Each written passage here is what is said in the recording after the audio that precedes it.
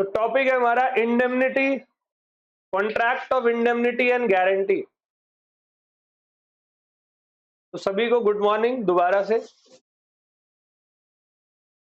आज एक बहुत ही फ्रेश और मजेदार टॉपिक स्टार्ट हुआ है। तो क्लास को शुरू करने से पहले जो टॉपिक है हमारा, उस टॉपिक के बारे में कुछ बात करते हैं। इंडियन कॉन्ट्रैक्ट एक्ट चल रहा है, 6 यूनिट हमारे कॉन्ट्रैक्ट एक्ट के हो गए। कितने यूनिट बचे हैं? 3 यूनिट बचे हैं, यूनिट 7, यूनिट 8, यूनिट नंबर 9। तो कॉन्ट्रैक्ट एक्ट के अंदर जो हमारा इंडियन कॉन्ट्रैक्ट एक्ट है मेरे बच्चे, इंडियन कॉन्ट्रैक्ट एक्ट ना 2 पार्ट्स में डिवाइडेड है। कितने पार्ट्स में? एक को हम कहते हैं जनरल कॉन्ट्रैक्ट और एक को हम कहते हैं कौन सा?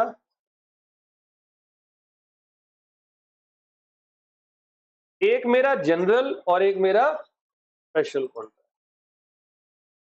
अगर आप जनरल कॉन्ट्रैक्ट की बात करते हो तो यूनिट नंबर 1 से 3 हमने सुना है, पढ़ा है, how to make a valid contract, और यूनिट 4 से 6 हाउ टू परफॉर्म या डिस्चार्ज। मतलब 1 से 3 हमें यह सिखा के गया कि कैसे एक वैलिड कॉन्ट्रैक्ट आपको बनाना है। यूनिट 4 से 6 हमें ये सिखा के गया कि कैसे आपको ये वैलिड कॉन्ट्रैक्ट परफॉर्म करना है या डिस्चार्ज करना। आगे समझ? तो ये तो मेरे जनरल टाइप्स ऑफ कॉन्ट्रैक्ट थे। ऐसे ही स्पेशल टाइप ऑफ कॉन्ट्रैक्ट है जो कि आपके सिलेबस में नया नया ऐड किया, लास्ट अटेम्प्ट में ही ऐड किया था, अभी आपका सेकंड अटेम्प्ट होने वाला है। स्पेशल कॉन्ट्रैक्ट मतलब एक स्पेशल सिचुएशन होती है जो कि टोटल 3 पार्ट्स में डिवाइडेड है एज पर योर मतलब syllabus. Unit number 7, unit number 8 और यूनिट नंबर 9। यूनिट 7 का नाम है indemnity and guarantee. Unit number 7 का नाम क्या है? Indemnity and guarantee. ये स्पेशल टॉपिक है, मतलब कि ये जो स्पेशल कॉन्ट्रैक्ट है सिर्फ इंडेमनिटी एंड गारंटी के नाम से। All well. दूसरा यूनिट 8 है जो कि कहता है बेलमेंट एंड प्लेज। मैं अभी दोनों की मीनिंग आपको बताऊंगा। और लास्ट टॉपिक हमारा क्या है? एजेंसी। हम ये तीनों के तीन हम लोग पढ़ने वाले हैं, बट अभी स्टार्ट हमने कहां से करना है? Indemnity and guarantee. All well. तो मेरे प्यारे बच्चे, सबसे पहले contract of indemnity and contract of guarantee, इसको शुरू करवा रहा हूं। पहले ना ये 2 पैराग्राफ पढ़वा रहा हूं और फिर मैं मतलब बताऊंगा इंडेमनिटी का क्या होता है। ठीक है? पॉइंट नंबर 1 मैंने लिखा हुआ है, contract of indemnity and guarantee are specific type of contract. मैंने अभी बताया ना, कॉन्ट्रैक्ट कितने टाइप के? 2 टाइप के, एक जनरल कॉन्ट्रैक्ट और एक स्पेसिफिक कॉन्ट्रैक्ट या स्पेशल कॉन्ट्रैक्ट भी बोल सकते हैं। General contract section number 1 to 75 तक हम लोग पढ़ते हैं, और जो स्पेसिफिक कॉन्ट्रैक्ट है वो 124 से 143 तक इंडियन कॉन्ट्रैक्ट एक्ट के हम लोगों को पढ़ा जाता है। 124 टू 140, ये 140 ने 247 है। 7 of Indian contract act 1870। All well. The general principle of contract, वो जो जनरल प्रिंसिपल ऑफ कॉन्ट्रैक्ट थे, are also applicable to such contract. मतलब ये जो यूनिट 7, 8 और 9 हम पढ़ेंगे, इसमें इंडेमनिटी, गारंटी, बेलमेंट, प्लेज और एजेंसी होगा। तो जो जनरल कॉन्ट्रैक्ट है, वो जनरल कॉन्ट्रैक्ट के सारे प्रोविजन इन तीनों पे भी एप्लीकेबल होंगे। जैसे जैसे कॉन्ट्रैक्ट कैसे बनता है, ओरल, रिटन, इंप्लाइड, ये सब कुछ यहां आएगा। लेकिन इन तीनों यूनिट का नेचर स्पेसिफिक है। Even though both the contract are modes of compensation based upon similar principle, they differ considerably in several aspects. But ये कई एस्पेक्ट में कंसिडरेबली डिफरेंट, अलग बताया जाता है। इसी वजह से इसको हम क्या करते हैं? अलग से पढ़ते। लास्ट टू लास्ट अटेम्प्ट तक पुराने सिलेबस में ये वाला जो चैप्टर था ये था ही नहीं। इंडियन कॉन्ट्रैक्ट एक्ट के यूनिट नंबर 6 तक हम लोग पढ़ते थे। तो यूनिट 7, 8 और 9 हुआ करता था सीए इंटरमीडिएट की ग्रुप 1 में लॉ के सेकंड बुक में, वहां से उठाकर इन्होंने यहां पर डन है जी। कर दे शुरू। तो सबसे पहले ये कहता है कॉन्ट्रैक्ट ऑफ इंडेमनिटी का मतलब क्या होता है। तो अब आपको क्लास हमारी स्टार्ट है। कहता है कॉन्ट्रैक्ट ऑफ इंडेमनिटी का मतलब क्या है। बेटे इंडेमनिटी का मतलब होता है कि अगर मेरी वजह से आपका कोई नुकसान हुआ या आपका नुकसान हुआ किसी भी वजह से, तो मैं आपसे वादा करता हूं कि मैं आपके नुकसान की भरपाई करूंगा। नहीं समझे? यस। एक कार किसी ने इंश्योर करवाई, तो इंश्योरेंस कंपनी एबीसी लिमिटेड ने कार इंश्योरर यानी कि मिस्टर एक्स को ये वादा किया कि अगर आपकी कार का एक्सीडेंट हो जाता है, वो कंटिंजेंट कॉन्ट्रैक्ट है, मैं कंटिंजेंट कॉन्ट्रैक्ट की बात नहीं कर रहा हूं, मैं कुछ और बता रहा हूं। अगर आपकी गाड़ी का एक्सीडेंट हो जाता है तो फिर एबीसी लिमिटेड आपकी गाड़ी के एक्सीडेंट होने के बाद के सारे खर्चे की भरपाई करेगी। हिंदी में बोलो तो क्षति पूर्ति। क्षति मतलब नुकसान, पूर्ति मतलब की भरपाई। तो ये जो एबीसी लिमिटेड ने कार मिस्टर एक्स से ये वादा किया ना, ये वादा किया इंडेमनिटी का। इंडेमनिटी मतलब तुम्हारे नुकसान की तो भरपाई करने वाला बंदा है इंडेमनीफायर। भरपाई करने वाला कौन है? और मिस्टर एक्स जो है उनको हम बोलेंगे इंडेमनिटी होल्डर।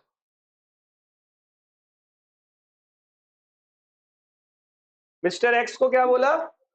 इंडेमनिटी। आ गया समझ में? तो यहां पर ये जो कॉन्ट्रैक्ट हुआ, ये कॉन्ट्रैक्ट हुआ contract of indemnity. I hope आपको समझ में आ गया। देखना जरा ध्यान से। The term indemnity literally means security against और to make good the loss. मतलब आपका लॉस होगा तो सिक्योर, मैं कर रहा हूं आपको सिक्योर, या आपका लॉस हुआ तो आपको नहीं भरना, मेरे को भरना, मैं भरूंगा। और to compensate the party who has suffered some, या मैं उस पार्टी को कॉम्पनसेट करूंगा जिस पार्टी ने लॉस सफर किया। तो लॉस सफर करने वाला बंदा होगा इंडेमनीफायर, और जिसका लॉस हुआ है या जिसको मैंने वादा किया है उसको बोलूंगा इंडेमनिटी। ऑल वेल जी। तो सेक्शन नंबर 124 डिफाइन करता है a contract by which one party promises to save the other from loss cause to him by the conduct of the promisor himself, या तो मेरी वजह से नुकसान हुआ तो मैं ही भरूंगा, या bye the conduct of any other person, या किसी और की वजह से हुआ तो भी मैं भरूंगा। आया दोस्त? अब बताओ मीनिंग आई समझ में? क्लियर है? अबे बोतल देना। 3 बार बोल दी, आ गया। एक काम करते हैं, ये एग्जाम्पल पढ़। Mister X contract with government to return to India after completing his studies which are funded by the,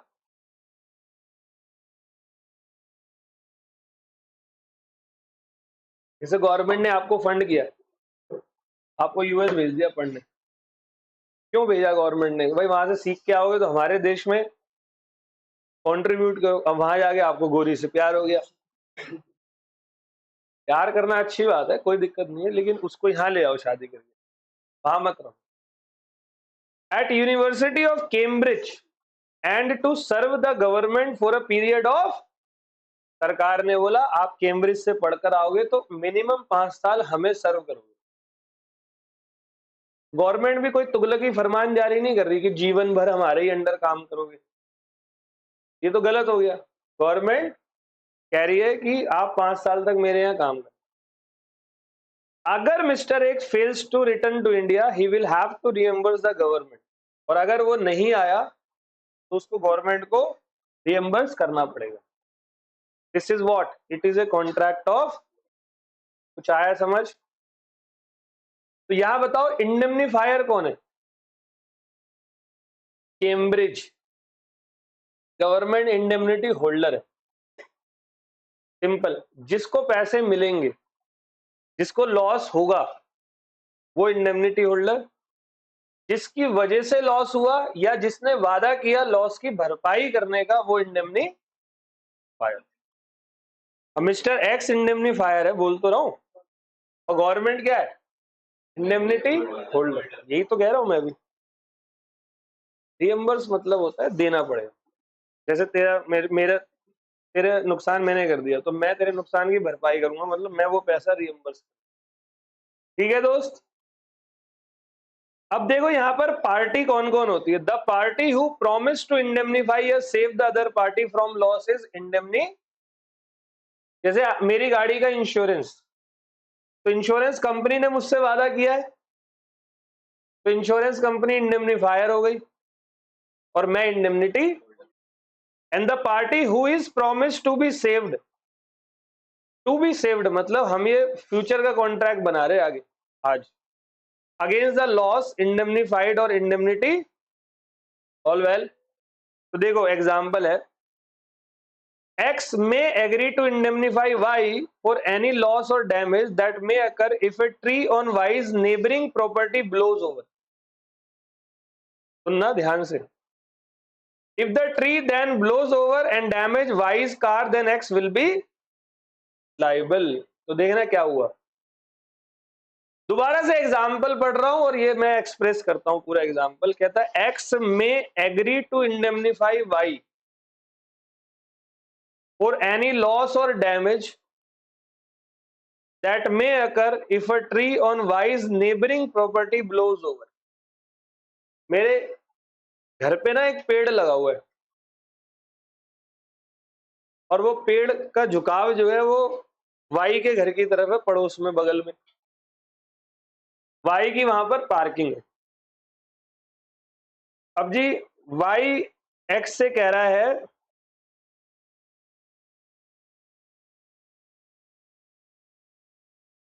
Y x से कह रहा है कि भाई ये जो पेड़ है मेरी तरफ गिरने वाला है, इसका कुछ करो, या तो एक काम करो कोई मंगवाओ मशीन से, थोड़ा ऊपर से कटवाओ ताकि दिक्कत ना हो। तो एक्स ने बोला भाई कुछ होगा ना, तेरी गाड़ी वाड़ी टूट जाएगी, कुछ भी हो जाएगा, लॉस तो मैं भरूंगा। डन। अब देखो आगे क्या है। If the tree then blows over and damage Y's car then X will be liable. All well. लेकिन मान लो कोई नेचुरल इवेंट हो गया, नेचुरल इवेंट में वो कार पे पेड़ गिर गया तो भी लाइबल होगा।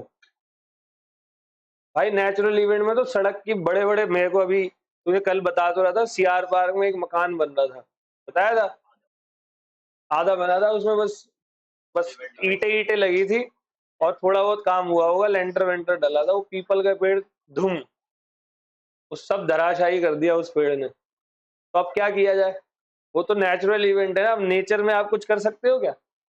इसीलिए however the above definition of indemnity restrict the scope of contract of indemnity in as much as it is cover only the loss caused by conduct of promisor, या तो खुद प्रोमिजर के द्वारा हुआ हो या conduct of any other person, किसी बंदे ने नुकसान किया हो। Does loss occasioned by an accident not caused by any person or an act of God या natural event is not? कुछ आया समझ में? क्या होता है? ये तो टर्म्स एंड कंडीशन पे डिपेंड होता है। ठीक है, अब देखो एक केस था, in the case of Gajanan Moreshwar versus Moreshwar Madan 1942, decision is taken on the basis of English law. As per English law, indemnity means promise to save another harmless from the loss. Here it cover every loss whether due to negligence of promise or by natural calamity, और इस case में natural calamity को भी cover किया गया था। अब जैसे आपने मूवी देखी है ओ माई गॉड, पहली वाली, परेश रावल वाली, वो एक चैनल है, मेरे को चैनल का नाम नहीं याद आ रहा, उस पर डेली आती है, सोनी में, सोनी मैक्स में नहीं, वो मुझे याद नहीं है, केबल देखे हुए बहुत टाइम हो गया, टीवी घर पे पहले तो खूब देखते थे। तो उसमें एक्ट ऑफ गॉड की वजह से उसे घर टूट गया, तो उसने इंश्योरेंस कराया था, उसमें लिखा था कॉन्ट्रैक्ट में एक्ट ऑफ गॉड की वजह से इंश्योरेंस क्लेम नहीं देंगे हम, उसने केस कर दिया, फिर कोर्ट का फैसला आया कि नहीं जी देना पड़ेगा आपको। तो ऐसे यहाँ पर भी एक फैसला है कि एक्ट ऑफ गॉड की वजह से हुआ तो देना, ऑल वेल। अब ये कह रहा है mode of contract of indemnity. तो कॉन्ट्रैक्ट ऑफ इंडेमनिटी दो तरीकों से बनता है, एक तो एक्सप्रेस कॉन्ट्रैक्ट बनता है, जो कि maximum more than 90% express contract होते हैं, जैसे ओरल, रिटर्न, या मतलब आपने बोला है या लिखा है एक्सप्रेसली। एक इंप्लाइड भी होता है, जैसे प्रिंसिपल और एजेंट का रिलेशनशिप है या नहीं। एक बात बताओ, एजेंट मेरा सामान कैरी करके रखा हुआ है, तो ये इंप्लाइड ही है ना कि एजेंट की वजह से अगर कोई नुकसान हुआ तो वो किसकी भरपाई करेगा। आ रहा है कुछ समझ में? तो ये इंप्लाइड है, वहां पर बोलने की आवश्यकता नहीं है। Note, a contract of indemnity is like any other contract and must fulfil all the essentials of a valid contract. ये याद रखना, कॉन्ट्रैक्ट ऑफ इंडेमनिटी, मैंने क्लास की शुरुआत में ही बोला था, ये स्पेशल नेचर का कॉन्ट्रैक्ट आप पढ़ रहे हो, लेकिन इसके अंदर कॉन्ट्रैक्ट के सारे जनरल प्रिंसिपल्स अप्लाई होते हैं। जैसे नॉर्मली कॉन्ट्रैक्ट बनाने के लिए हमें क्या करना पड़ता है जी? Proper offer, acceptance, intention to create legal relationship, capacity to contract, consideration वगैरह। तो इंडेमनिटी के समय पर भी ये सारे के सारे वैलिड कॉन्ट्रैक्ट के पॉइंट वहां पर होने चाहिए। समझ में आ गई बात? तो अब अगला टॉपिक है हमारा rights of indemnity holder when sued. पहले बताओ इंडेमनिटी होल्डर कौन है? जिसको वादा किया गया है कि मेरी वजह से तुझे नुकसान हुआ या किसी की वजह से तुझे नुकसान हुआ तो मैं तेरी भरपाई करूंगा। तो उसके क्या राइट है? तो सबसे पहले damage which he may be compelled to pay in any suit, all cost which he may have been compelled to pay in bringing or defending the suit।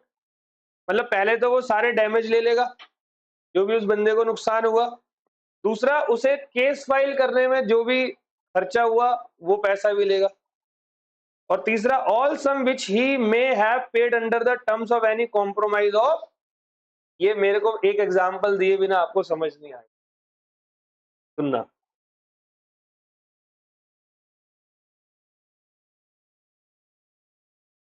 ए ने बी को वादा किया कि भाई तुझे कोई नुकसान हुआ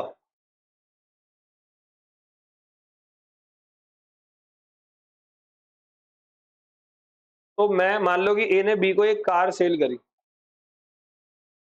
उसने बोला कि भाई कार का एक्सीडेंट नहीं होगा, मैं तुझे गारंटी देता हूं, समझ गए, और अगर हुआ तो सारा नुकसान मैं भरूंगा। ऑल वेल, कुछ क्लियर है? तो ये बंदा कौन है? ए इंडेमनी फायर, जो वादा करता है वो इंडेमनी फायर होता है, और बी कौन है? Indemnity holder. समझ गए बात को? अब भाई बी ने कार ले ली, अब बी को पता भाई कार का, उसने कहा था भाई 150 की स्पीड तक चलाना, गाड़ी का कोई एक्सीडेंट नहीं होगा, इसमें ऐसे ऐसे इक्विपमेंट लगे हुए पड़े हैं, आप सेफ हो। ओके, आजकल ऐसी टेक्नोलॉजी आ भी रही है। बी भाई साहब ने गाड़ी चलाई, गाड़ी की स्पीड अंडर 150 ही थी एज पर द कॉन्ट्रैक्ट, 130। गाड़ी की में कोई टेक्निकल प्रॉब्लम आई और धड़ाम गाड़ी का क्या होगा, एक्सीडेंट। सामने से आ रही थी सी की गाड़ी, दे के मारी। अब नुकसान बी की गाड़ी का तो हुआ हुआ, सी की गाड़ी का भी हो गया और सी को भी हो गया, सी का भी हाथ पांव टूट गया। यहां तक ओके। अब बाद में सी क्या करेगा, अब सी इससे डैमेज मांगेगा या नहीं? भाई मैं तो ठीक ठाक आ रहा था, तू ही घुस गया मेरे अंदर, परसों ही बिहाय मेरा हाथ तोड़ दिया साले। तो ये जो सी है वो बी पे केस करेगा, सुनते रहना। सी ने बी पे केस किया तो शायद बी ने सी को क्या दिया होगा, कुछ प्लस। केस हुआ है तो भाई केस को डिफेंड करने के लिए लॉयर वॉयर का खर्चा भी होता होगा, प्लस कोई और खर्चा भी हुआ होगा। तो चलो बी ने जो सी को दे दिया। अब एक बात बताओ, यहां पर गलती क्या बी की थी और बी से किसने वादा किया था? तो बी का अधिकार है, जो बी पे केस हुआ है वो सारा का सारा रिकवर किससे करेगा? आया समझ में? अब आएगा समझ में तुम्हें ये टॉपिक, देखो जी। Rights of indemnity holder when sued, heading समझ में आ गई? तो damage which may be compelled to pay in any, तो इस बी ने सी को जो डैमेज दिया था, बी ने सी को जो डैमेज दिया था वो डैमेज बी किससे ले लेगा? दूसरा वाला होगा, बी ने जो भी केस के खर्चे किए थे वो सारे के सारे खर्चे किससे ले लेगा? all costs which he may have been compelled to pay in bringing or defending the, or all sum which he may have paid under the terms of any compromise of suit। मान लो दोनों में कोई compromise हुआ B और सी के बीच में, B ने सी को 1 लाख दिया, यही 1 लाख रुपए बी ए से भी लेगा। ऑल वेल, ये था पूरा कंसेप्ट का मेन पॉइंट। अब ये कहता है when does the liability of indemnifier commence, जिसने वादा किया था लॉस की भरपाई करने का, उसकी लायबिलिटी कब से स्टार्ट होगी? तो कहता है although the Indian contract act 1872 is silent on the time of commencement of liability of indemnifier, Indian contract act इस बारे में कुछ नहीं बोलता। However on the basis of judicial pronouncement, जो केसेस आए हैं पिछले केसेस के डिसीजंस जो आए हैं, it can be stated that the liability of an indemnifier commences as soon as the liability of the indemnity holder becomes absolute, and जैसे indemnity holder की लायबिलिटी एब्सोल्यूट हो गई कि हाँ भाई अब तो तेरा इतना नुकसान हो चुका है, तो वहीं पर इंडेमनिफायर की liability start. This principle have been followed by the court in several, जैसे एग्जांपल सुनना, A promises to compensate X for any loss that he may suffer by filing a suit against y। सुनना, ए ने promise करा x को कि तुझे कोई भी नुकसान हुआ तो मैं भरपाई करूंगा, तू वाई पे केस कर, या तू जो वाई पे केस कर रहा है तुझे अगर नुकसान हुआ तो मैं दूंगा पैसे। The court order X to pay Y damage of ₹1 lakh. X हार गया, अब एक्स को कितना डैमेज पे करना है?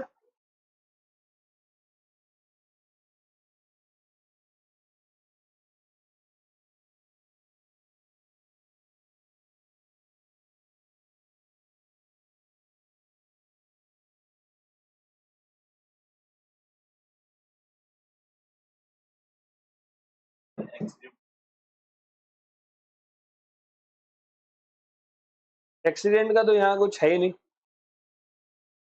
अच्छा वो कंटिजेंट कॉन्ट्रैक्ट, तो कंटिजेंट है वो। एक तो इसी कंटिजेंट कॉन्ट्रैक्ट में दो चीजें, कॉन्ट्रैक्ट कंटिजेंट है और वहां जब लॉस की भरपाई हो रही है वो इंडेमनिटी है। एक साथ दो कॉन्ट्रैक्ट हो गए। एक कंटिजेंट और एक इंडेमनिटी, ठीक है।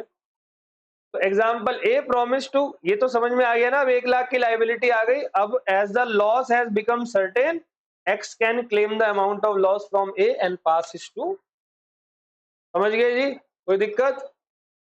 इंडेमनिटी छोटा सा है, गारंटी थोड़ा बड़ा है, गारंटी थोड़ा इजी भी है। इंडेमनिटी आसान है थोड़ा ना, इंडेमनीफायर और होल्डर ये थोड़ा सा टेंशन देता है। तो मैं सिंपल कहता हूँ, इंडेमनीफायर मतलब जिसने वादा किया, इंडेमनिटी होल्डर मतलब जिससे वादा किया। इंडेमनीफायर की लायबिलिटी कब स्टार्ट होगी? जब इंडेमनिटी होल्डर के पास एब्सोल्यूट और सर्टेन पता लग जाएगा। इंडेमनिटी होल्डर क्या क्या ले सकता है इंडेमनीफायर से? इंडेमनिटी होल्डर पे जिसने डैमेज दिया है, कोई केस फाइल हुआ है, या कोई भी सर्टेन लायबिलिटी है, वो सब कुछ ले सकता है। ऑल वेल, तो ये हमारा था indemnity.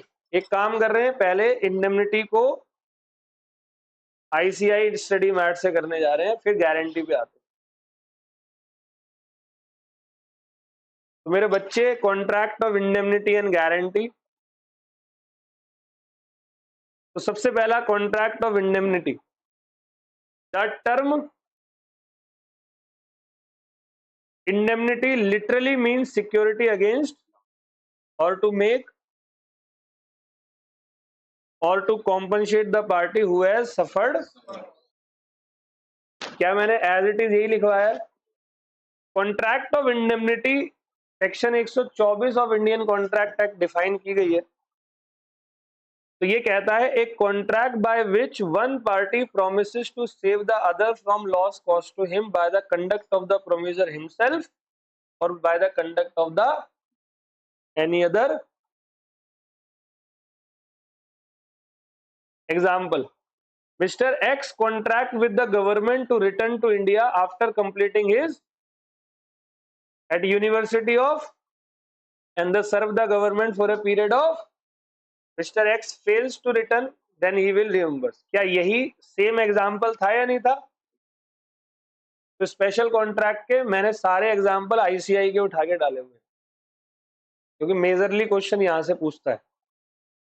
Parties, the party who promise to indemnify और save the other party is called, and the party who is promised to be saved against the loss is called indemnity। Example number 2, A may contract to indemnify B against the consequence of any proceeding which C may take against B in respect of sum of rupees 5,000 advanced by C to B।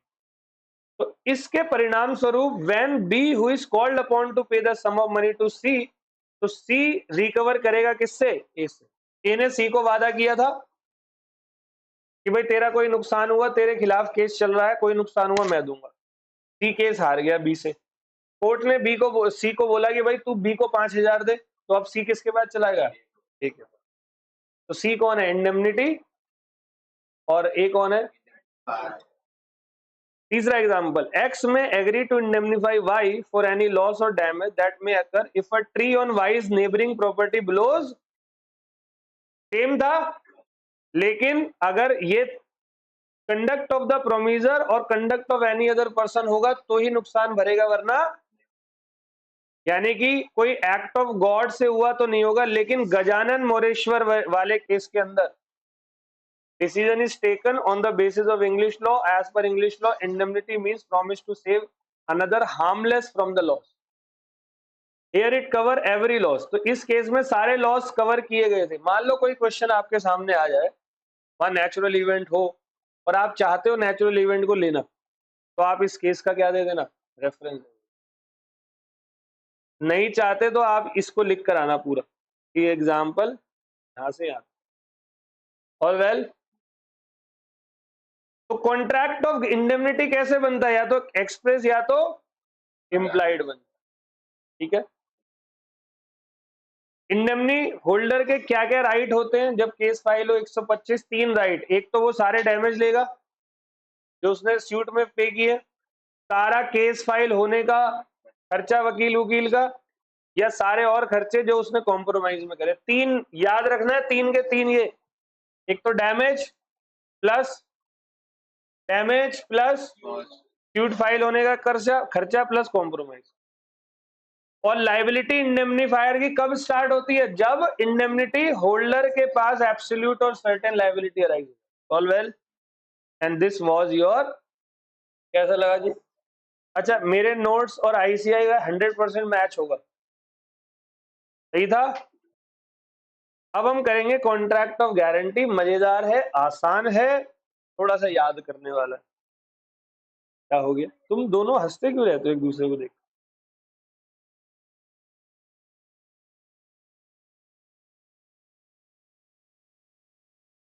चलो जी, प्यारे प्यारे बच्चों, contract of guarantee का मतलब क्या होता है?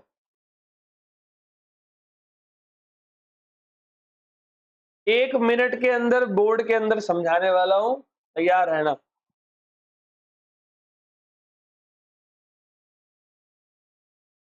तेरा नाम क्या भाई? अनिल भाई।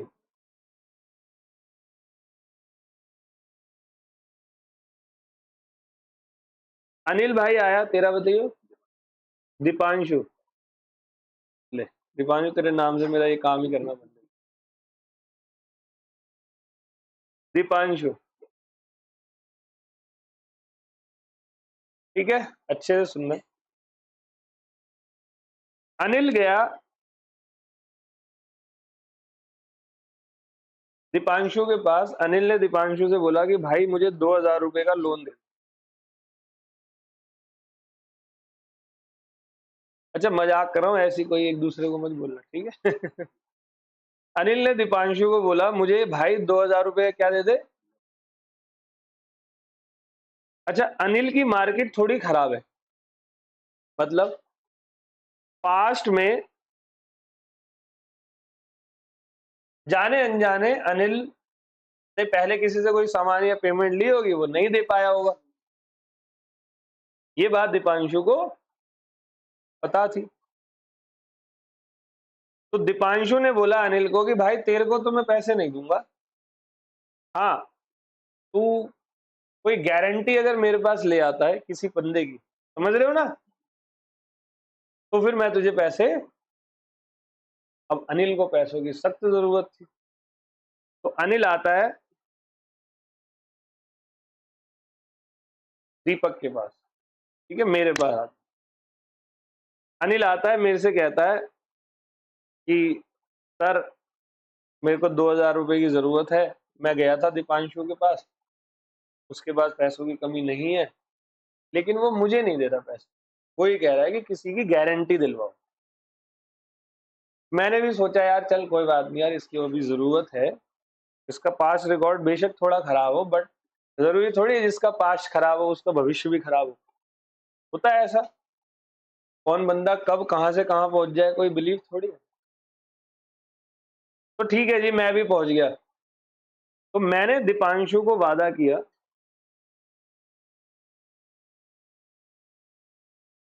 कि दीपांशु तू अनिल को पैसे दे दे। अगर अनिल पैसे नहीं दे पाया तो ये 2000 रुपए तू मुझसे ले। All well. तो अनिल ने फिर दीपांशु से वादा किया कि भाई मैं तुझे 2 महीने में क्या दे दूंगा,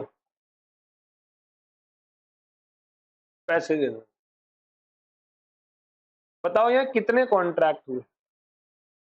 3 कॉन्ट्रैक्ट हुए। फिर अनिल ने दीपक से भी वादा किया। दीपक ने भी लिखवाया भाई लिख 2 महीने में पैसे दे देगा। तो यहां पर कॉन्ट्रैक्ट हुआ अनिल दीपक का, यहां दीपक और दीपांशु का, और यहां अनिल और। पहले बताओ यहां कितने कॉन्ट्रैक्ट हुए? तो कॉन्ट्रैक्ट ऑफ गारंटी को ट्रिपार्टी कॉन्ट्रैक्ट भी बोलते हैं। त्रिपाठी नहीं, ट्रिपार्टी। तो देखो, ये बंदा था हमारा डेटर। कौन था? अच्छा, डेटर तो दीपक भी है, अनिल है प्रिंसिपल डेटर। कौन है? दीपांशु है, और दीपक है श्योरिटी। दीपक कौन है या नहीं? अगर अनिल पैसे नहीं देता 2 महीने में, तो उसके बाद कौन देगा? यानी कि क्वेश्चन ये, यानी कि प्राइमरी रिस्पॉन्सिबिलिटी पैसे देने की किसकी है? अनिल की। इफ अनिल फेल्ड हो गया तब पैसे कौन देगा फिर? मान लो अनिल ने दीपांशु पे अपना मोबाइल फोन गिरवी रखा था, अनिल गायब हो गया, तो पैसे दीपक ने दे दिए, तो वो मोबाइल फोन किसको मिल जाएगा? कुछ आ रहा है समझ में? And this is contract of guarantee. Simple भाषा में समझा दिया। कुछ मुश्किल लगा किसी को पीछे? All well. तो देखते हैं अब आगे क्या कहते हैं कॉन्ट्रैक्ट ऑफ गारंटी। तो देखो जी, तो सेक्शन 124 125 इंडेमनीफाई में हमने करा, सेक्शन 126 कॉन्ट्रैक्ट ऑफ गारंटी का है। कॉन्ट्रैक्ट ऑफ गारंटी में कहता है श्योरिटी, प्रिंसिपल, डेटर और क्रेडिटर 3 पार्टी है। कितनी पार्टी है? 3 पार्टी।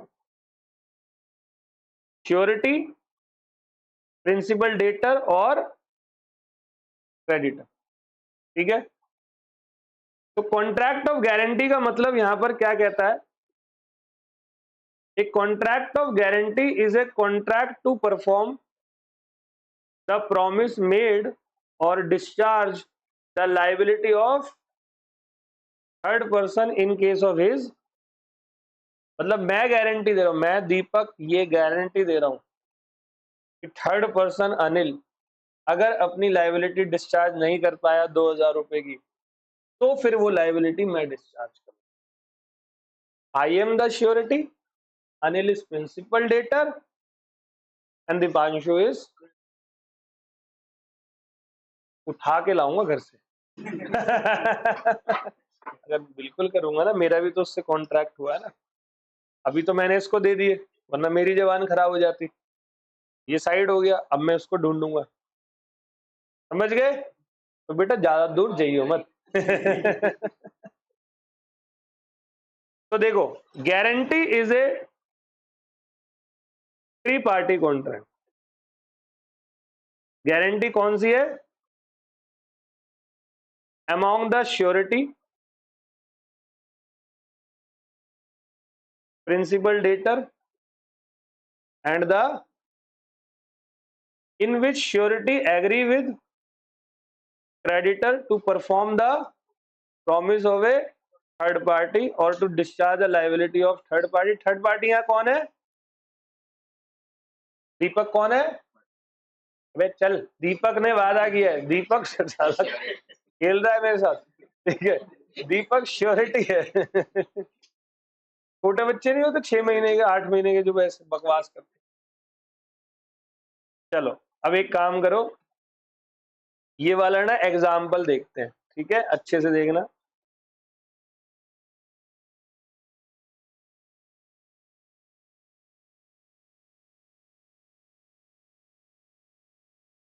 देखना,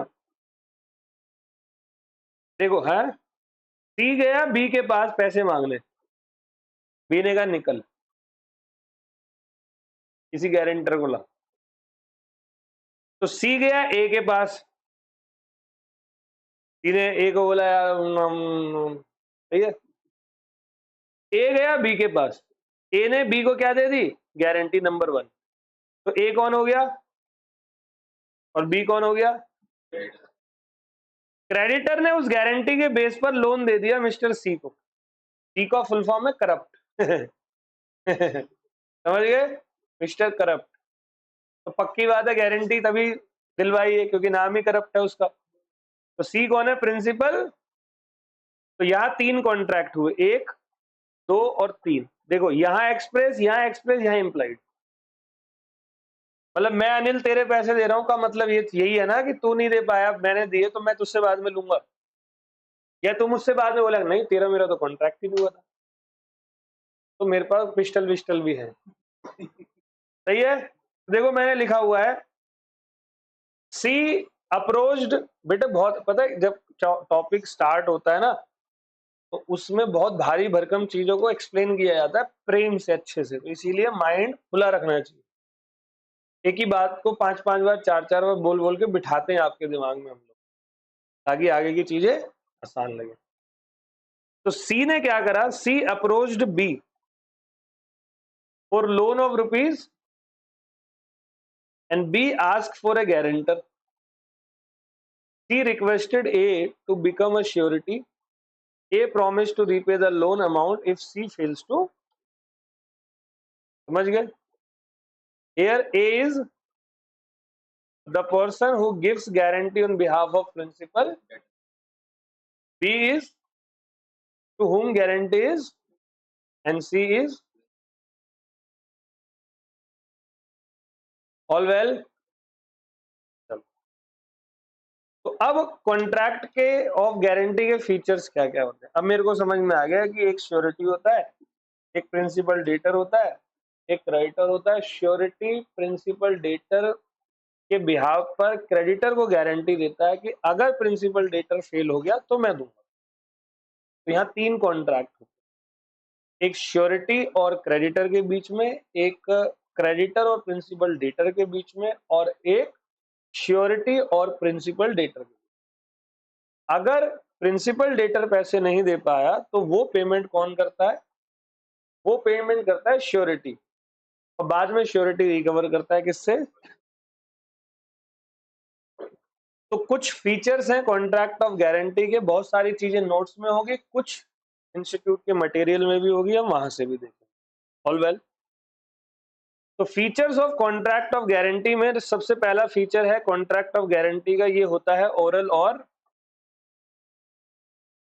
या तो कॉन्ट्रैक्ट ऑफ गारंटी आप ओरली बना सकते हो, या कॉन्ट्रैक्ट ऑफ गारंटी आप रिटन में भी बना सकते हो. It means the contract of guarantee may be oral or in writing. However, as per the English mercantile law, it must be only in.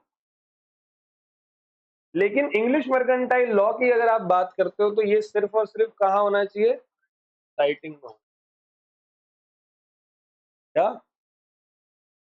हाँ, इंग्लिश मर्केंटाइल लॉ में, यानी कि इंग्लैंड में कुल मिलाकर ओरली ऐसे कॉन्ट्रैक्ट नहीं बनाए जाते, बट इंडिया में अभी भी बनते. ठीक है. दूसरी बात, यहां भी कंसीडरेशन का होना अति आवश्यक है. अब कंसीडरेशन सभी जानते हो, आप सब इंटेलिजेंट हो चुके हो. As per the section 127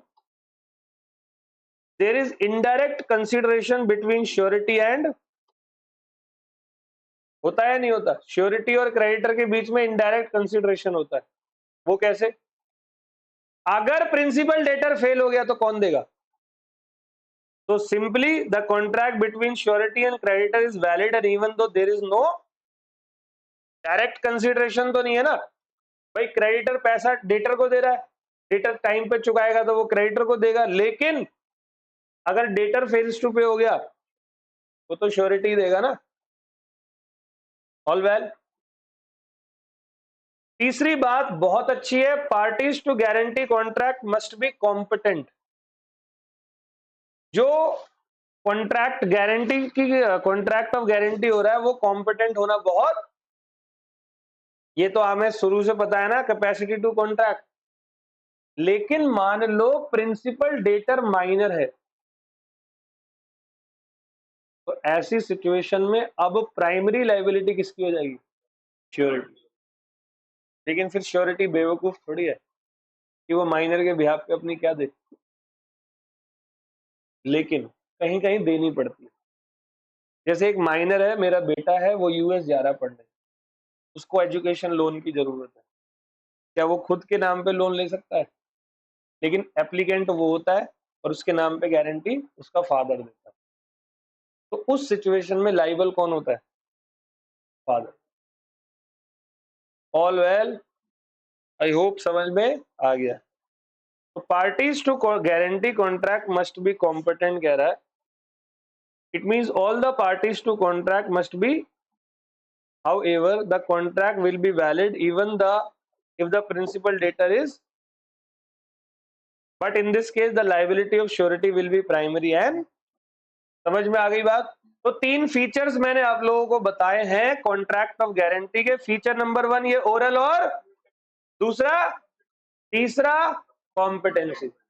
repeat करो चलो. सबसे पहला फीचर क्या इंग्लिश मर्केंटाइल लॉ में ओरल हो सकता है? दूसरा कंसीडरेशन। तो यहाँ क्वेश्चन अराइज होता है श्योरिटी क्रेडिटर के बीच में कहाँ है कंसीडरेशन? तो इनडायरेक्ट कंसीडरेशन है। और तीसरा तो कोई बात नहीं, principal debtor may be minor but in the case PD is minor then surety will be personally liable. नहीं, surety will be primarily liable. समझ गए?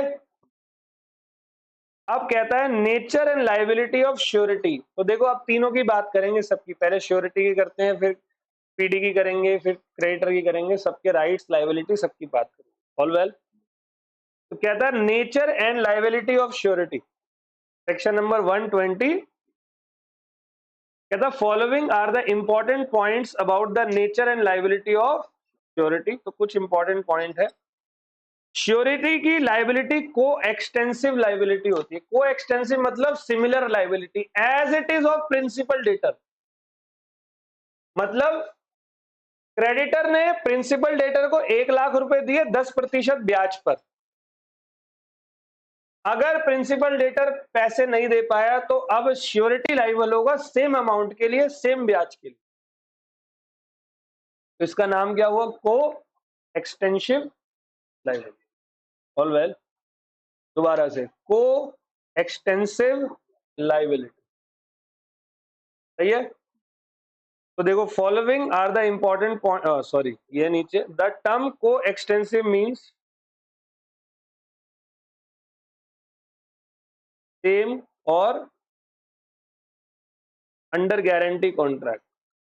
The liability of surety is same as liability of principal debtor. In simple words, whatever amount the creditor can recover from the principal debtor, including interest, damage, cost, the same amount can be recovered from the surety. क्या जी? क्या जी?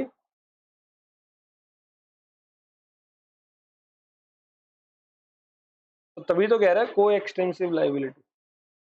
Normally का मतलब क्या है? जैसे कि तुम ये कहना चाह रहे हो कि क्रेडिटर और प्रिंसिपल डेटर में कॉन्ट्रैक्ट हुआ, प्रिंसिपल डेटर लाइबल है 1 लाख रुपए प्लस 10% देने के, प्रिंसिपल डेटर नहीं दे पाया तो सेम पैसा कौन देगा? तो जो लाइबिलिटी प्रिंसिपल डेटर की थी वही लाइबिलिटी किसकी हो गई? अब श्योरिटी की हो गई। सिंपल रखो। आप देखो, आप किसी से कर्ज लो, आपकी गारंटी मैंने दी है, आपने कर्ज लिया, कर्ज की टर्म्स एंड कंडीशन होगी। टर्म्स एंड कंडीशन में आप जिस जिस चीज के लिए लाइबल थे, अगर आप फेल हो गए तो उस चीज के लिए मैं लाइबल हूँ। समझ गए? अब पूछो कोई और डाउट। ठीक है, चलो। अच्छा, मैंने अभी थोड़ी देर पहले बोला था कि प्राइमरी लाइबिलिटी किसकी होती है? डेटर की। श्योरिटी लाइबल तब होगा जब डेटर फेल हो जाता है। तो फिर श्योरिटी की लाइबिलिटी क्या होगी? सेकेंडरी। श्योरिटी की सेकेंडरी और क्रेडिटर डेटर की, तो surety is liable, liability is secondary and conditional क्या है? अच्छा, डेटर की, प्रिंसिपल डेटर की प्राइमरी और अनकंडीशनल, वो कोई कंडीशन नहीं लगा सकता। श्योरिटी की कंडीशन क्या है? जब पीडी फेल हो जाए। पीडी फेल नहीं हुआ, पीडी, तो फिर श्योरिटी थोड़ी लाइबल होगा। All well. और ड्यू डेट से पहले आगे थोड़ी बोलोगे आप मुझे। समझ गए सब? तो it means the liability of surety arises only after default on the part of the principal debtor. जो प्रिंसिपल डेटर है वो जब डिफॉल्ट करेगा तभी लाइबिलिटी स्टार्ट होगी। समझ गए? फिर ये कहता है कमेंसमेंट ऑफ श्योरिटीज लाइबिलिटी। बताओ श्योरिटी की लाइबिलिटी कब शुरू होगी? जब पीडी फेल हो जाएगा। ड्यू डेट हो गई, पीडी फेल, पीडी गायब हो गया, अनिल भाई गायब हो गए तो अब ये मेरे को पकड़ेगा। गिरेबान मत पकड़ ली, बहुत मारूंगा। ठीक है, तो the liability of surety start only after default by. तो नोट है देखो, the surety becomes immediately liable after the default by and the creditor is not required to firstly file suit against the defaulting principal. मतलब creditor को जरूरत नहीं कि पहले PD पे केस करे, अब पीडी ने नहीं दिया ना, ड्यू डेट हो गई ना, तो अब क्रेडिटर सीधा जाएगा किसके पास? श्योरिटी के पास। बेटे आ जा, श्योरिटी तू बहुत बहुत अपने आप को वीआईपी बन रहा था ना, अब तू आ जा, जरा पैसे दियो मेरे 1 लाख रुपए, 10% ब्याज श्योरिटी को देना पड़ेगा। समझ गए? और अगला पॉइंट है हमारा लिमिटेड लायबिलिटी। भाई श्योरिटी की लायबिलिटी लिमिटेड होगी या अनलिमिटेड? कहता है it mean the surety may be liable either for whole amount, ये भी सुनो, और पार्ट ऑफ द अमाउंट, ये भी सुनो। मान लो श्योरिटी क्रेडिटर से प्रिंसिपल डेटर मांगने का 1 लाख, तो क्रेडिटर ने बोला श्योरिटी लाओ, तो श्योरिटी गया, श्योरिटी बंदे ने बोला मैं 80,000 रुपए तक का क्या दूंगा श्योरिटी, क्योंकि मेरे बैंक में 80,000 ही पड़े। कल को ऐसा थोड़ी है मैं अपनी जेब से भी दूं, किसी से मुझे भी कर्ज मांगना पड़े। आ गया समझ? तो कहता है it means the surety may be liable either for whole amount of loan और part of the amount of loan as per the example है B is planning to give loan of rupees 1 lakh to C, approach A who becomes guarantor only for rupees, here A is liable for only,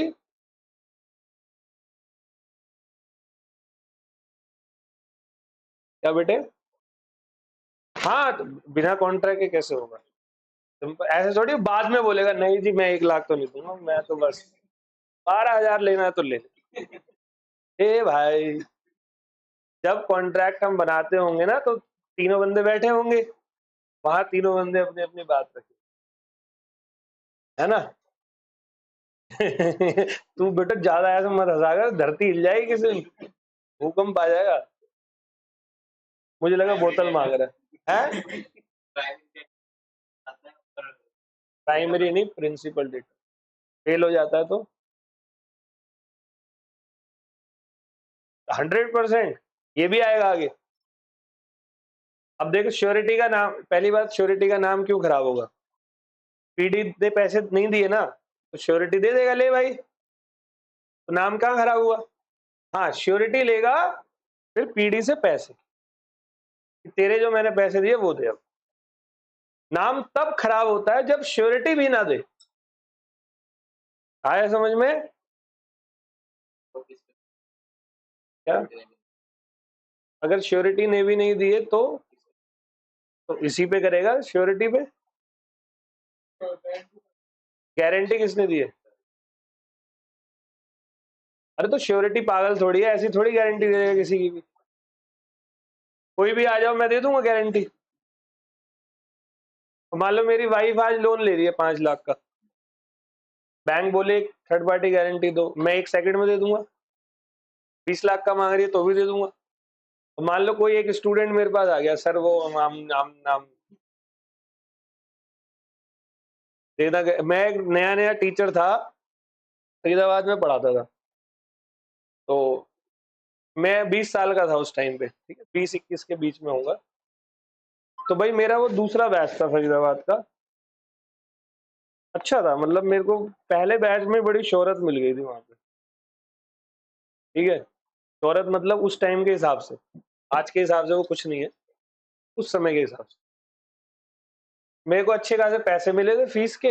2 बच्चे आए मेरे पास, मैं उनका नाम नहीं लूंगा, तो वो दोनों आए मुझसे, कहते हैं कि सर, वो सीएम में कर रहे थे, अरे सर हमें ना सीए करना है।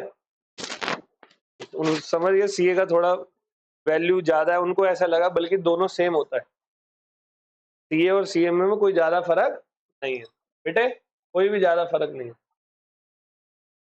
बट हाँ ऑब्वियस सी बात है, सीए वैल्यूएबल ज्यादा होता है as compare to CMA, but back end पे सीएमए अच्छे काम करते हैं, सैलरी में भी कोई खास फर्क नहीं होता। तो भाई वो आया, कह रहे हमें सीए करना है, क्या कर ले भाई, बहुत बढ़िया। कह रहे सर आप एक काम करोगे, आप हमारी फीस भर दो, पापा कह रहे हैं कि 1 तारीख को दे देंगे। मैं भी थोड़ा सा नादान किस्म का बच्चा था, मैंने उन दोनों को तो 6,600 रुपये फीस थी सीपीटी की, या 6,400 की, मुझे याद नहीं। मैंने उन दोनों के पैसे दे दिए। अच्छा, उनके वो पैसे दिए प्लस उन्होंने मेरे को फीस नहीं दी अभी तक, जो मैं पढ़ा रहा था, वो मेरा अपॉर्चुनिटी कॉस्ट है। अब हो गया जी 1-1.5 महीना हो गया, सिलेबस भी होने, मैंने कहा भाई क्या है, अरे सर बस बस भाई वो पेपर भी हो गया। अच्छा वो पास भी हो गए, वो उसके बाद मिले ही नहीं कभी। फिर मैंने डिस्कस किया, मेरे साथ मैडम थी, वही मुझे लेके गई थी फरीदाबाद में फर्स्ट टाइम में अपने वहाँ पे पढ़ाने। मैंने कहा मैम ऐसा ऐसा हो गया। अरे सर आप भी ना, ऐसा कितने मिलेंगे अभी आपको आगे देखना। ठीक है समझ गए। तो जब मार्केट में नया बंदा होता है तो उसको थोड़ा सा नुकसान हो जाता है। बहुत तो नहीं हुआ, इतना तो नहीं था, बट उस समय के हिसाब से वो पैसे बहुत थे मेरे लिए तो थे, क्योंकि यार नए बैचेस में, फर्स्ट सेकंड बैच में आपने किसी को 13-14 हजार तो कैश दिया और प्लस इतनी ही फीस थी, तो 25-26 हजार रुपए दे दिए उस टाइम मैंने। मेरे लिए काफी थे 2011, नया टीचर 25 हजार रुपए बहुत थे, है ना। 56 रुपए लीटर तो ऑयल मिलता था पेट्रोल, आज 100 रुपए लीटर है। तो 25 हजार इन्वेस्ट करता वहां पर, अगर इस पॉइंट ऑफ व्यू से भी मैं सोचूं तो आज मेरे को इसको 12 साल हो गए, 12 साल का रिटर्न इतना तगड़ा होता, कंपाउंडिंग मार के क्या ही बताएं, है ना। तो इस तरीके से सोचे तो हैवी नुकसान है। तो ऐसे भी नहीं करना चाहिए, ऐसे कोई किसी को थोड़ी श्योरिटी दे देंगे हम ऐसे बिना देखे समझे, समझ गए। अच्छा अगला ये कह रहा है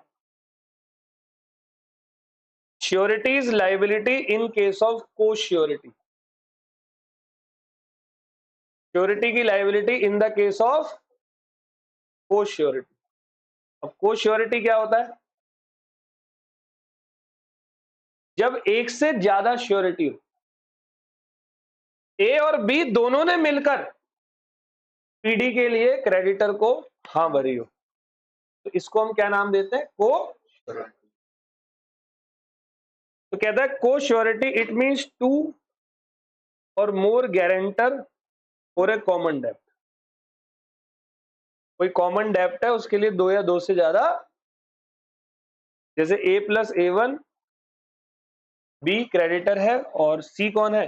पीडी। तो ए प्लस A1 दोनों ने मिलकर क्रेडिटर को पीडी के लिए गारंटी दी। तो in case of co sureties they are liable for repayment of डेप्ट ईदर इन एग्रीड रेशियो और in the equal ratio when there is no. या तो देखो सिंपल, ए और A1 श्योरिटी ने बोला होगा, ए ने बोला होगा 60% मैं लाइबल होऊंगा और 40% दूसरा वाला लाइबल होगा, या तो ये हुआ होगा, या ऐसा हुआ होगा कि कोई रेशियो नहीं था तो ए और A1 दोनों 50-50 के लिए लाइबल होंगे, जैसे पार्टनरशिप एक्ट में होता है, याद है। तो ओके यहां तक बेटे, रिपीट कर रहा हूं। सबसे पहले 3 फीचर्स बताओ गारंटी के। पहले बताओ गारंटी में कितनी पार्टी होती है, गारंटी में कितने कॉन्ट्रैक्ट होते हैं, और गारंटी के 3 फीचर बताओ।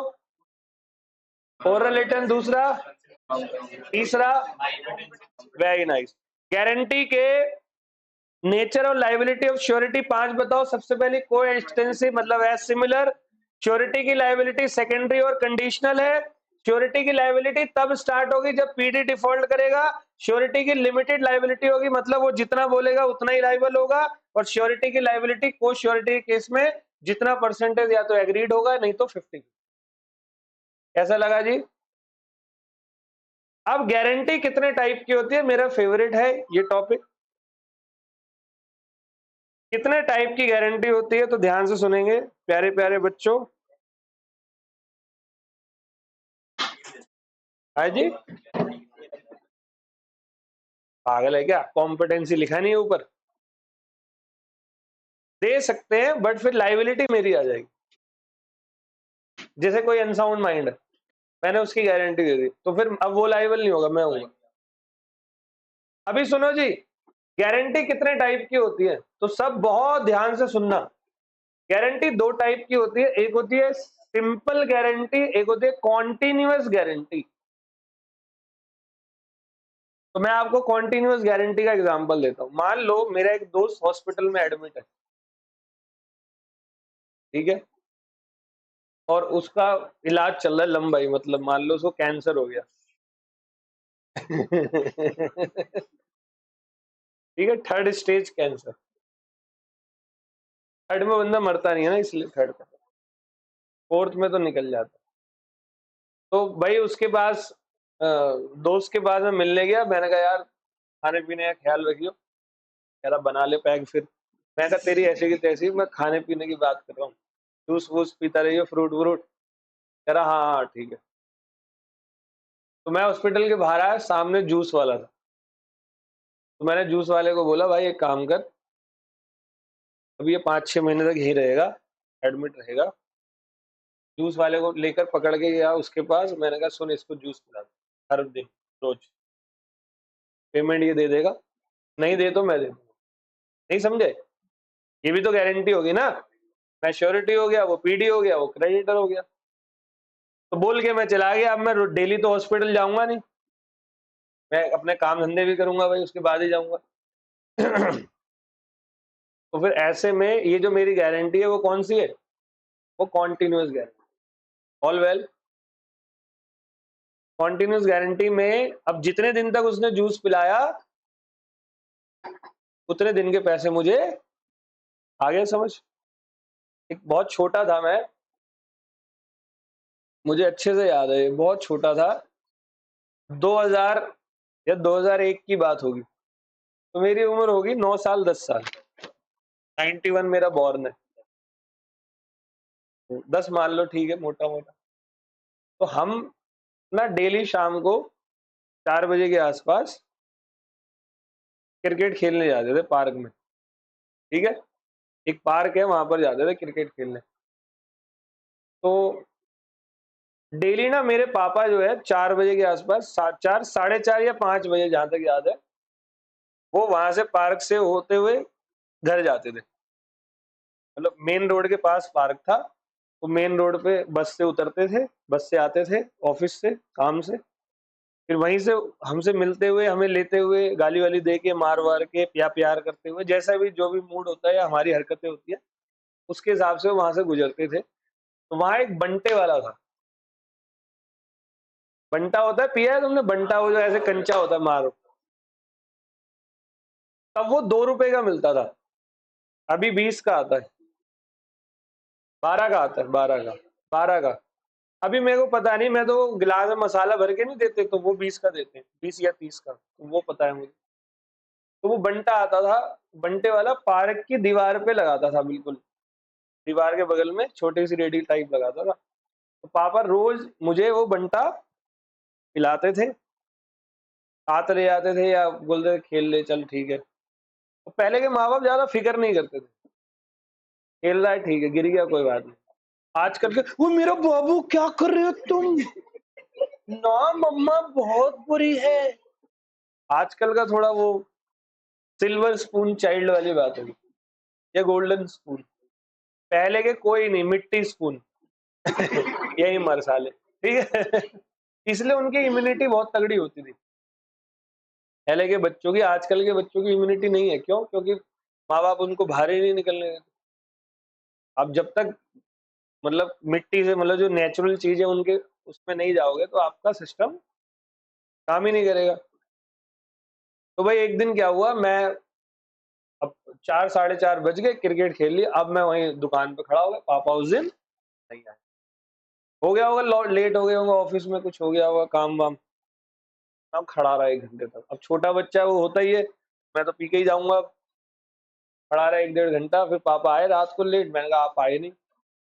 मैं वहां खड़ा था बहुत देर तक, 1 घंटे तक खड़ा था।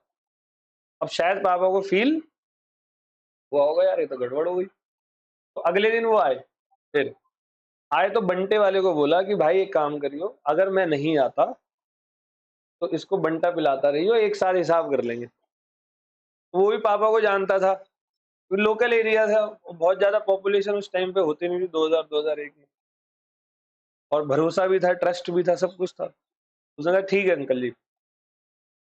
अब क्या हुआ, 1-2 दिन तक तो पापा आए, पिलाया, उसके बाद 1 दिन नहीं आए। पार्क में थी टीम 25-26 बच्चों की, मैं कहा आ जाओ। कोई 2 पी रहा है, कोई 3 पी रहा है, मतलब उसकी रेडी साफ। अच्छा, पापा की बहुत बड़ी गलती होगी, वो 4-5 दिन नहीं आए, अगले दिन भी आ जाओ। अरे पापा की गुडविल ठीक ठाक थी, तो दुकान वाले ने कभी, क्योंकि उसको बोल के गए थे भाई जितना भी पिए, ऐसे बोला जितने पिए ना पिला देना, मेरी औलाद है। उन्हें क्या पता औलाद अभी क्या करने वाली है। भाई 3-4 दिन हो गए, फिर पापा आए तो, अरे पापा मुझसे डेली पूछते थे पी लिया था, हाँ पापा पी लिया।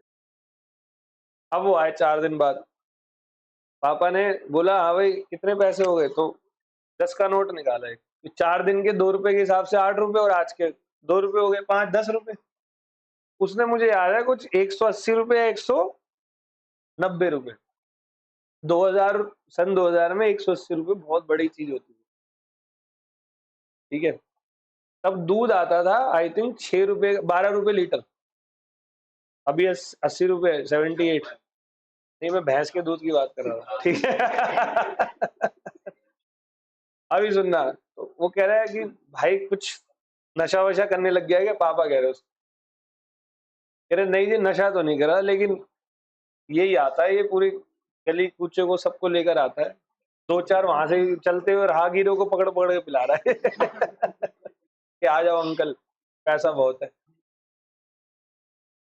तो मेरे पापा ने वो 180 रुपए या 280 थे, बहुत थे मतलब, फिर मुझे कह रहे आ जा भाई उंगली पकड़ चल, और दुकान वाले को बोल दिया कि इसके जैसा भी कोई बंदा दिख जाए ना तुझे दुकान पे, तो दूर से भगा दियो, मतलब ये तो आए या इसके जैसा भी कोई आ जाए, तो आइंदा से कोई भी सामान नहीं देना, मैं आऊंगा मैं ही पिलाऊंगा।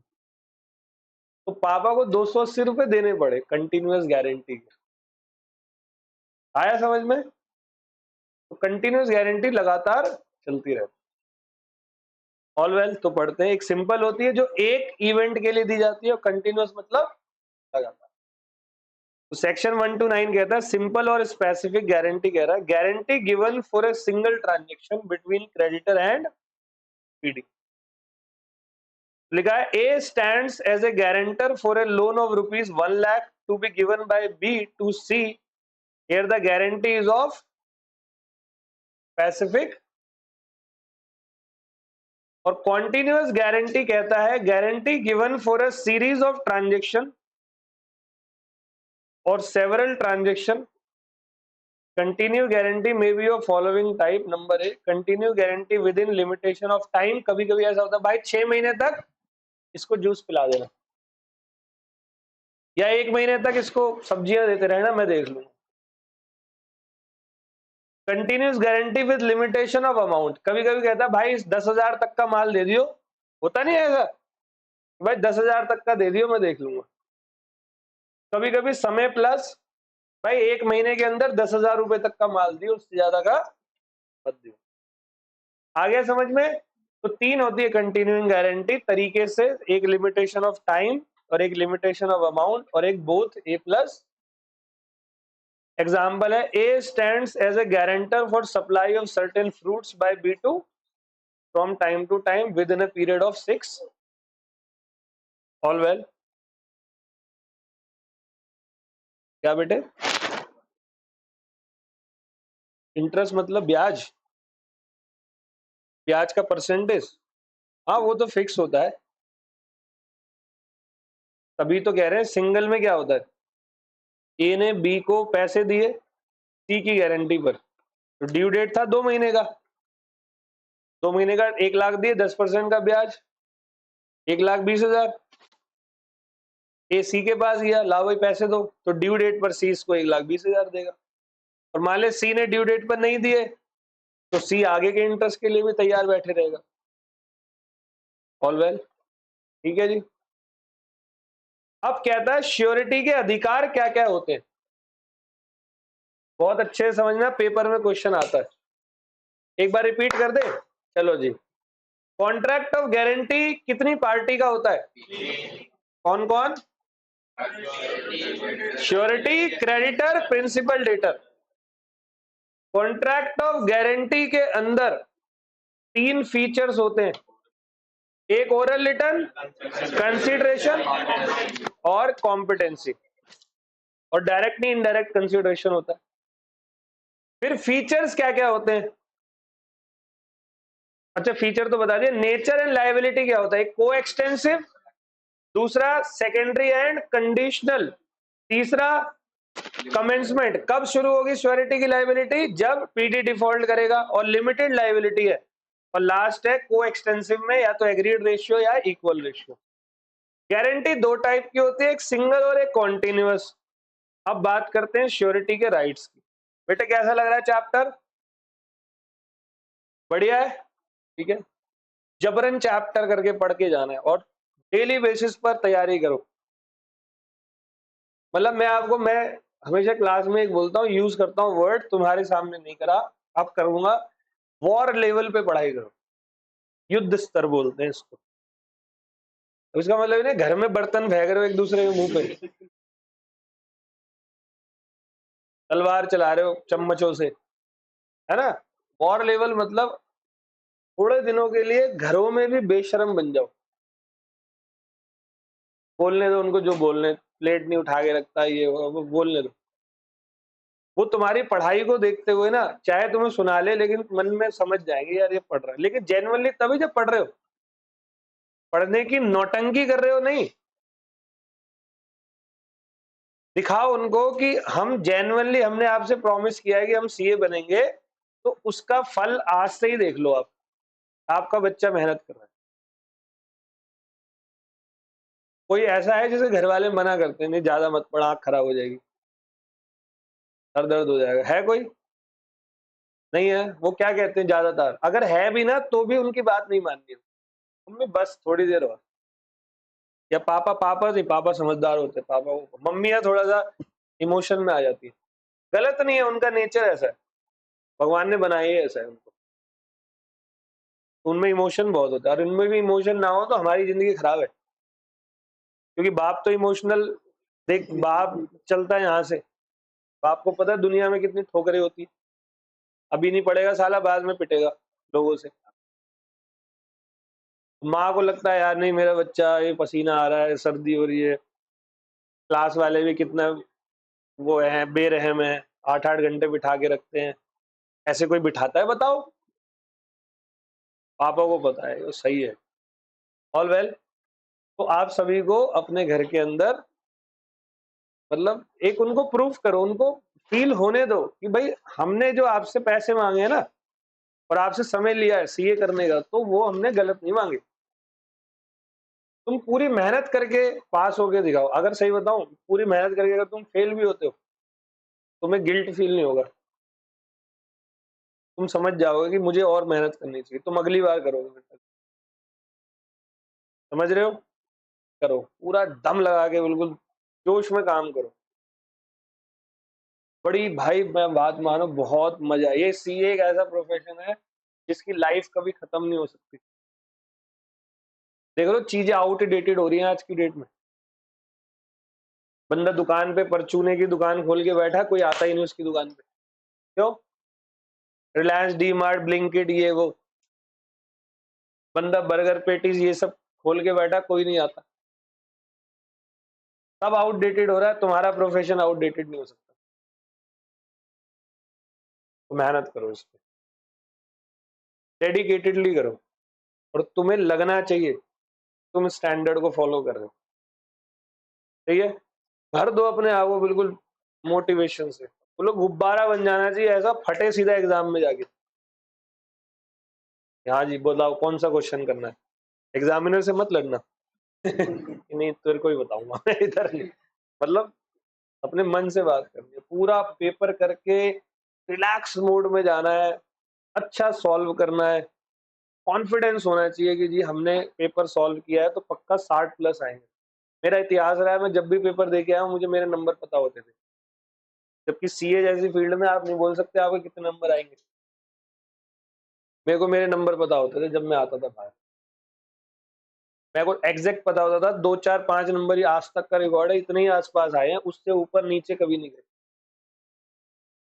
बहुत रिलैक्स जाता था, बहुत मेहनत करता था और मेंटोस पढ़ाई करता था।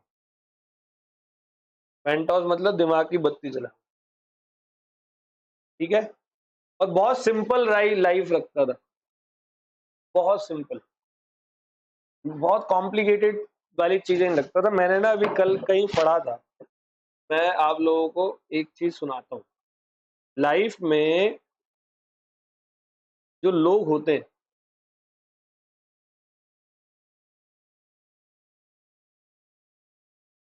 सुनना बहुत अच्छे से। एक तो जो स्टूडेंट्स होते हैं, बच्चे जो होते हैं, एक तो स्मार्ट होते हैं।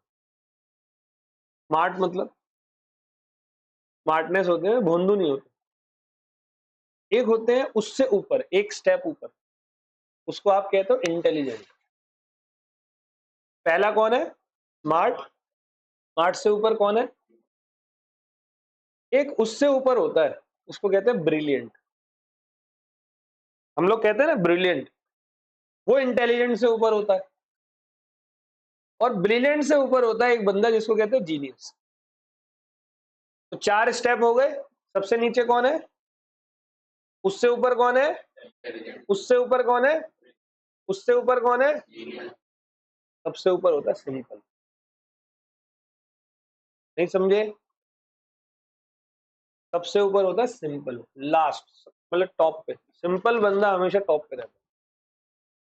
जो कॉम्प्लिकेशंस डालता है ना, दिमाग लगा रहा है फालतू का। अपनी पढ़ाई पे ध्यान दो। चतुर रामलिंगम मत बनो 3 इडियट के, कि जी दूसरों को भी नहीं पढ़ने देंगे। रिलैक्स, फिर देखना आपकी पढ़ाई कितनी बढ़िया हो। समझ रहे हो कुछ? पढ़ाई के साथ साथ ये चीजें भी बहुत जरूरी है। और मैं पहले दोबारा बोल रहा हूँ, शायद किसी और बैच में बोला था, आपको बोला था, किसी के ऊपर एहसान मत दिखाना घर पे कि भाई हम पढ़ाई कर रहे हैं, हम सीए कर रहे हैं। आप भी ना जब देखो तब बोलते रहते हो, आपको पता नहीं मैं सीए कर रही हूँ, इतनी मेहनत होती है। ओ भाई रुक जा, थम जा। तुम लोग किसी पे एहसान मत दिखाना कि तुम अगर 20 घंटे 18 घंटे पढ़ रहे हो तो तुम किसी के ऊपर एहसान नहीं कर रहे, तुम अपने आप काम अपने लिए कर रहे हो। वो लोग कर रहे हो नहीं कर रहे अपने लिए, जबकि तुम्हें उनका एहसान मानना चाहिए कि वो तुम्हारे माँ बाप, पेरेंट्स तुम्हें यहाँ इस पोजीशन पे लेकर आ गए। मैं ऐसे ऐसे लोगों को जानता हूँ जो इतने ज्यादा ब्रिलियंट थे, वो सिर्फ फाइनेंस के इशू की वजह से इस प्रोफेशन में नहीं आ पाए। आज वो कहीं कोई जॉब कर रहे हैं 50-60 हजार रुपए की, नहीं तो वो बन सकते थे 5 लाख 4 लाख के आदमी। एक कारण सिर्फ फाइनेंशियल, उनकी फैमिली का। वो नहीं कर पाए, चाहकर नहीं कर पाए वो लोग। तो तुम लोग उस कैटेगरी से बहुत आगे हो, तो आप लोगों को बहुत अच्छे से मेहनत करो। डन, चलो आगे बढ़ते हैं। Rights of surety. श्योरिटी के राइट्स क्या है? श्योरिटी के राइट्स हैं right against the creditor, right against the principal debtor, और राइट अगेंस्ट द को। तो यहां से हम लोग नेक्स्ट क्लास में करने जाएंगे, ठीक है। अगली क्लास में लॉ का ये वाला पोर्शन हम स्टार्ट करेंगे। तो मिलते हैं आपसे अगली क्लास में। Thank you.